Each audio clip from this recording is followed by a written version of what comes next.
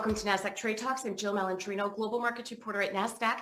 Joining us for the segment, we have Pierre Debbas. He's the Managing Partner at Romer Debbas to discuss the future of office space and outlook for housing in 2022. Pierre, it's great to see you as always. Welcome back to Trade Talks. Thanks, Jill. It's great seeing you as well. All right. When we think about what it will look like for the longer term with office space, do you think things have changed? You know, we're going to know the answer to that in the next year or two, because right now you've had so much turmoil in the office sector across the country. No one really knows how this is going to shake out. There's a number of reasons I make that statement. Number one, we had so much, federal funds that flooded the marketplace through a second round of PPP stimulus that was issued earlier this year.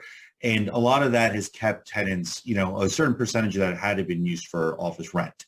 And a lot of that kept tenants current and kept tenants paying the rent, where we're going to see in the next year when leases come up for expiration, and also we have a better idea of what the economy looks like without, enhanced government monetary assistance, how tenants re-envision their space, what's the profitability of, a number of different, sectors of the economy, and how companies do in maintaining these bills. And in reality, when is this hybrid policy or this remote work going to come to an end? You see the major institutional companies, they keep pushing back their return to the office. My personal opinion is that people aren't not back in the office due to, COVID or Omicron or whatever variant we're talking about. This is part of life. This hybrid working remote, with certain jobs being permanently remote and majority of people not being in the office 5 days a week. I think that that's going to be part of how we operate, for perpetuity, quite frankly.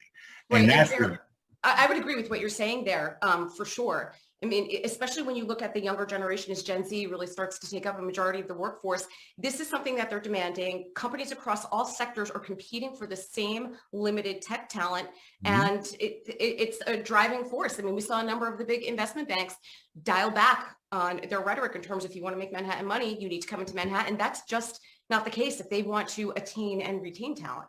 I 100% agree. I can tell you, as a small business owner myself, I own a company of about 50 employees. I'm using our firm's permanent hybrid, model as a recruiting tool. We're trying to recruit from bigger companies that are taking the position of, you better get back to the office full time. Like you said, the statement you refer to is of Morgan Stanley CEO. If you want to make New York money, get back to New York. From our perspective, we're using it as a competitive advantage to recruit people from, companies that we may not have been able to recruit from in the past. And I think you're going to see, a lot of companies take the same approach that I'm taking, and that my partner Michael is taking, in that this is going to be something that we're going to live with forever, and why not use it to our advantage? And I just think it is what it is at this point. We're talking, Joe, we're going on 2 years, of living like this. This is not a phase of life. This is something that is part of our lives now. We've learned a lot from it. There's been some positives, but I will tell you, this is part of life moving forward.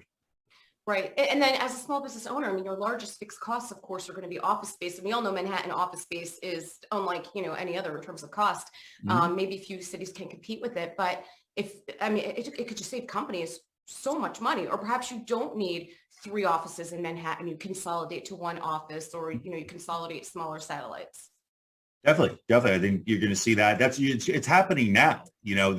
At the end of the day, what really is going to be the question is that this hybrid policy, how much does it actually enable companies to scale back their space? And I don't think that you're going to have a lot of companies, even if you have a hybrid policy, you still more or less need the same amount of space that you currently have, maybe with a small reduction. The companies that are really going to profit are the tech companies that, end up having certain positions that are permanently hybrid, and they slash their office space as a result of that. Sorry, permanently remote, not hybrid, permanently remote. Right. And, again, it's interesting when you talk to small business owners such as yourself, because you have the ability to be a little bit more nimble than, let's say, massive corporations.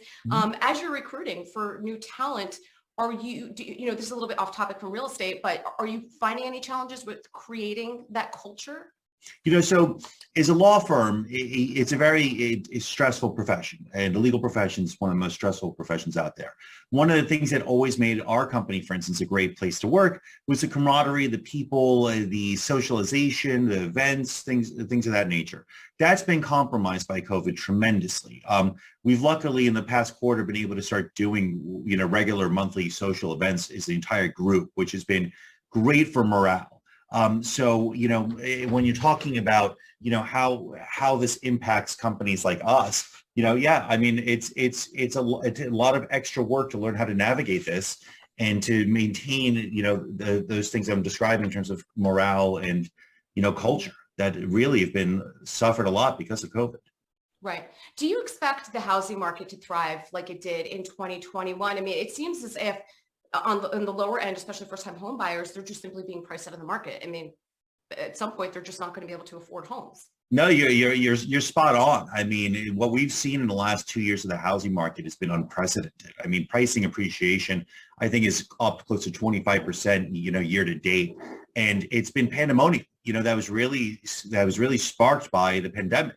No one would have thought in March of 2020 the pandemic would have resulted in such a massive amount of relocation across the country from millions upon millions of people. And then all of a sudden, there's in economic uncertain times, they're buying homes. And really, what we couldn't have predicted was the desire to own a home and also have more space, given the fact that people are working from their homes. And it changed everybody's outlook in terms of, what the housing market should be and my desire to buy a home. I think that you've seen so much demand, even with the fatigue of first-time homebuyers being priced out and just waving the white flag and continuing to be renters. I'm bullish on the housing market going into next year. I think, in my opinion, the only things that are really going to derail the housing market is if we really have an economic collapse or inflation really, brings the economy down significantly, and if interest rates go up significantly as well. Rates have already gone up, marginally in the last couple of months. If you have 100 to 200 basis point increase in rates, that'll obviously bring down pricing and the demand to buy. But I don't know why they would increase rates significantly anytime soon. It seems like any rate increase is going to be done in a staggered manner where it's phased in, in small increments. And if that's the case, I maintain a very bullish outlook on the housing market next year. Yeah, well, speaking from experience this year, just buying a home, I saw it on a Wednesday. It was in contract by Monday, which it just moved so fast. And with everything being able to be done digitally, I never even met my attorney face to face. It was myself and my broker at our closing. But it's so interesting. And I also want to get your thoughts on private equity buying up lower end homes as well, and how can a single home buyer possibly be competitive with that? That's what I want to say. The stat I most recently read was that 25% of all home purchases were by investors. And, historically, you would think investors like, normal people that saved money and want to diversify their portfolios, and they're investing in real estate. But it's really, the Blackstones and the Goldman Sachs of the world that are buying these houses in the thousands. I mean, it's incredible to think that you could be renting a $355,000 house, which is the average price of a house today, and Goldman Sachs is your landlord. And why, it's a bizarre concept, but it's true. I mean, Blackstone acquired a fund that owned, I think, 17,000 houses a couple months back. And what that's showing you is the returns and the stability of the housing market, and how some of the most intelligent and successful investment banks and private equity funds in the world are gravitating towards this asset class. And also the fact that we live in an extraordinarily high inflationary time right now. I believe the inflation rate last week was the highest in 39 years. And real estate's often viewed as a hedge against inflation, especially single-family homes that have one-year leases where rents adjust on a 12-month basis, where you're not locked in for a commercial lease of, say, 10 to 15 years, where you can adjust the rent for, based on inflation. So that it's really, interesting how long this goes on for, and how much, do the private equity funds buying up these properties continue to price out what would be first-time home buyers, which is really the unfortunate result of all the demand and interest going into the housing market. All right, Pierre, appreciate the insight. As always, thanks for joining us on Trade Talks. I'm Jill Malandrino, Global Markets Reporter at Nasdaq. Thanks, Jill.